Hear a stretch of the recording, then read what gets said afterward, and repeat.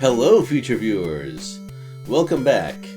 Today we're going to try and deal with the third dog that has gotten in our way. And by gotten in our way, I mean outright killed us.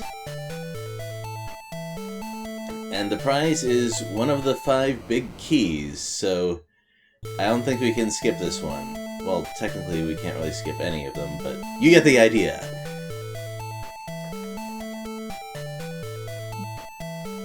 Well, we're dealing with a fiery dog this time.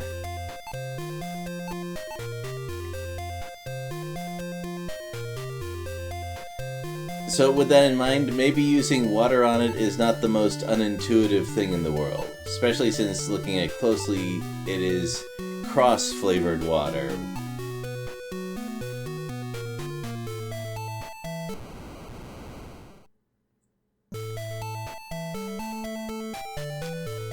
And now we can move freely and take the shiny thing.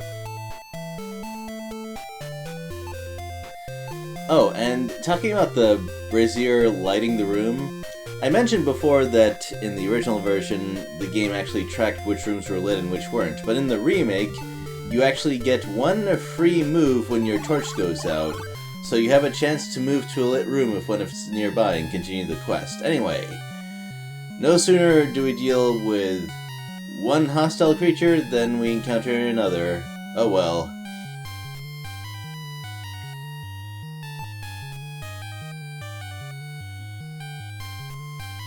Yeah, the first dragon we came up against was kinda lazy. It didn't actually, bother to come out of its lair.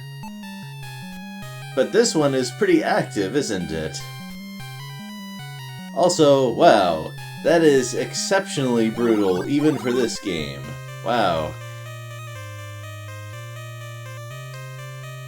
As I said before, they put some work and thought into these death descriptions. I think that's one of the reasons this game is so beloved by some of its players.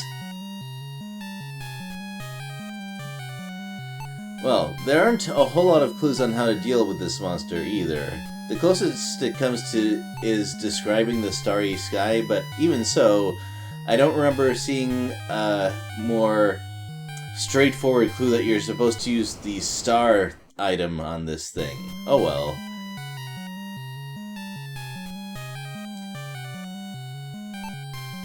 Also, from the description of that talisman, how it's sharp and has several blades and it's very bright, it sounds like the bladed sun that was talked about in some of the clues about the really important puzzle pieces.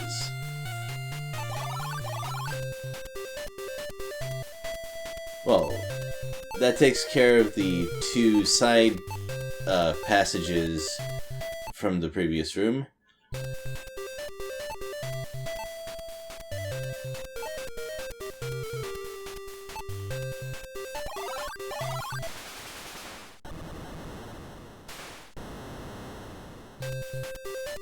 Someone was really proud of making that lightning effect.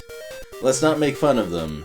8-bit systems were pretty difficult to program for, if I understand things correctly. Okay, that looks like a possible puzzle right there. And hello! We've got items here. Of course, the more we can get, the better. And we've already talked about how druidic script usually means that an item is useful to us. As for the pot of gold, well, I don't know about that one. Is that actually the oldest trick in the book? Putting an item on something that collapses when you get near to it?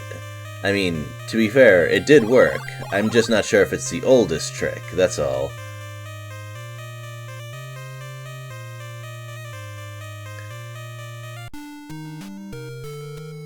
I know it's supposed to punish us for greed, but the truth is that any item could potentially be a key item, especially if you're not familiar with the game already. Anyway, now that we've shown off the danger around here, Let's try using that mount for a rod-shaped object and use our rod. It turns out to be more or less a lightning rod. Very nice. I think it would be better if the lightning rod powered some sort of machinery. That doesn't seem like it would be too out of character for Shadowgate. But I guess I'll accept the weird hand coming out of the ground. Because weirdness is also not a new thing to Shadowgate. I just like putting forward alternative ideas.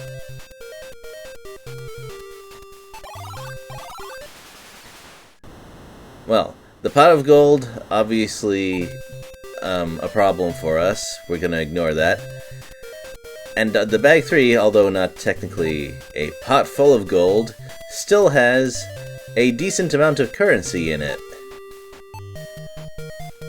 And the descriptions of items being a clue is a trait that I kind of enjoy in these games.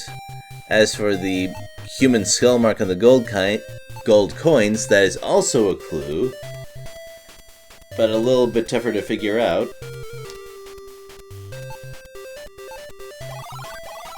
Let me put it to you this way. When we reach the point where we need the gold coin, it'll be pretty obvious. Don't worry about that. Also, the wand that we got from that hand had a snake icon on it of some sort. To take advantage of this, we need to backtrack a fair bit. Quite a lot, in fact, so that I kind of get fused on how far back exactly I need to go. Also, we found the troll's weakness.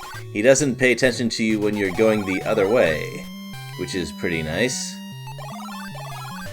Yes, as I said, got a little confused on where exactly the bridges are, but here they are. And you see those snake emblems on the broken down bridge?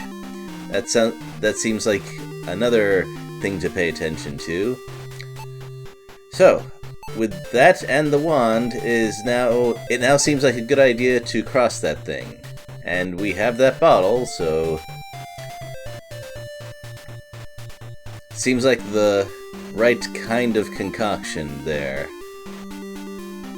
Don't use other kinds of bottles on yourself, by the way. Now that we can float, we can go here, and once again, it seems like a danger room.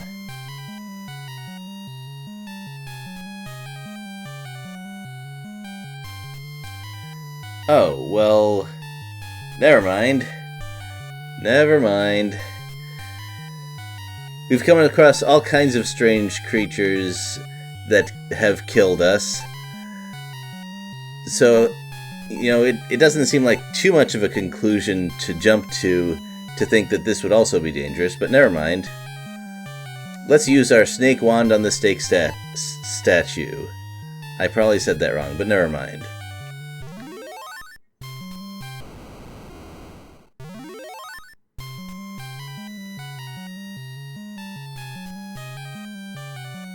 That's probably the Staff of Ages.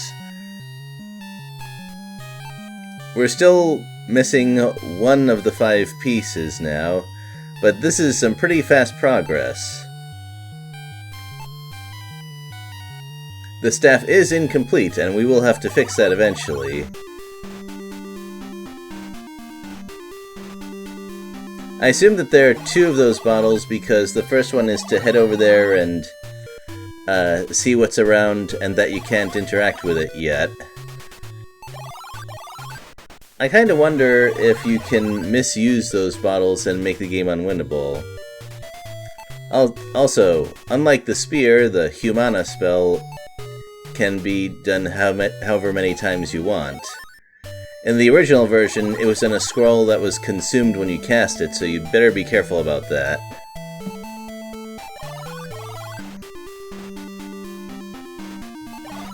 It's also possible that the hover bottle restocks itself in the lab after you use it, although I don't actually know, I haven't tested it. Probably should have done that. Anyway. This room. Pretty important. Well, in the same way that a bridge or a door is important. It's another thing that you have to deal with to open the way to the rest of the game. It's also something that tests your memory a little bit, because we picked up the scepter a while back, and it does mention in the description that it is made for royalty.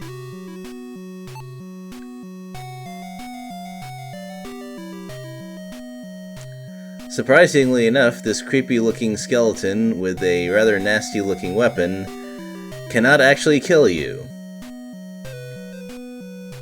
I felt a little bit disappointed when I found out about that.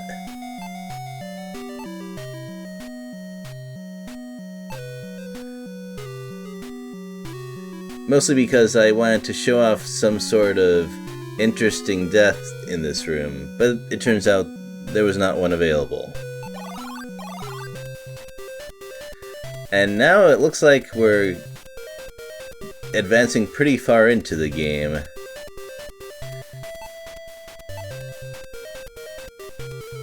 Now when you look at a passageways and the only description they give you is, "It is very dark," maybe don't go that way. Although perhaps for different reasons than usual this time, the effect is the same.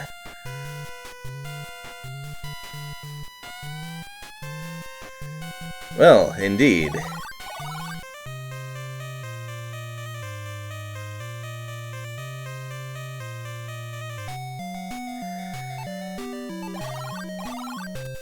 Although there was no source of death in the previous one, the game nonetheless did not take very long to introduce us to something. Now it feels like Shadowgate again. Huh. Well, there are statues. Well, we probably don't want to have...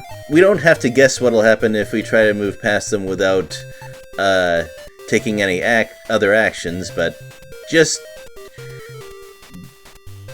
for the sake of completion. Wow! Okay. That's another exceptionally brutal description. You know, I suspect that some of the rules for graphical death in Nintendo games only apply to, well, graphics, and the guidelines are much more generous about text. That's the only way I can think of to explain some of the death descriptions they give you in these games. Well, we'll figure our way through those. It seems like we're getting towards the end of the game since we have 4 of the 5 key items we need for, I guess what we could call the main puzzle in the game. So I think that'll be enough for now. Later, everyone!